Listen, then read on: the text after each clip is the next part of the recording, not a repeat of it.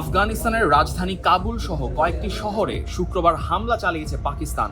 এরই মধ্যে পাকিস্তানের প্রতিরক্ষা মন্ত্রী খাজা আসিফ আফগানিস্তানের বিরুদ্ধে প্রকাশ্য যুদ্ধ ঘোষণা করে সামাজিক মাধ্যম এক্সে পোস্ট দিয়েছেন। বৃহস্পতিবার রাতে এএফপির সাংবাদিকরা কাবুলে বিস্ফোরণ এবং মাথার ওপর দিয়ে যুদ্ধবিমান উড়ে যাওয়ার শব্দ শুনতে পান। তালেবান মুখপাত্র জাবিউল্লাহ মুজাহিদ এক্সে দেওয়া পোস্টে জানান, পাকিস্তান কাবুল, কান্দাহার ও পাকতিয়ায় হামলা চালিয়েছে। এর আগে পাকিস্তানি বাহিনীর উপর পাল্টা হামলা চালানোর দাবি করে সামাজিক যোগাযোগ মাধ্যম এক্সে পোস্ট দিয়েছিলেন আফগান তালেবানের মুখপাত্র জাবিউল্লাহ। তবে সেই পোস্ট সরিয়ে ফেলা হয়েছে বলে জানিয়েছে বিবিসি। ইসলামাবাদের নতুন এই অভিযানকে বৃহস্পতিবার রাতে পাকিস্তানি সীমান্তরক্ষীদের ওপর আফগান সেনাদের হামলার জবাব হিসেবে দেখা হচ্ছে।